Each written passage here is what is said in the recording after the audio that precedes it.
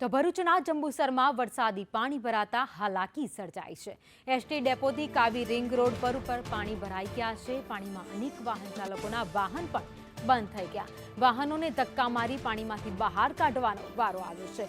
રોડની કામગીરી ચાલુ હોવાથી પાણી ભરાયા છે। વહેલી તકે રોડની કામગીરી પૂર્ણ કરવા માંગ કરાઈ છે।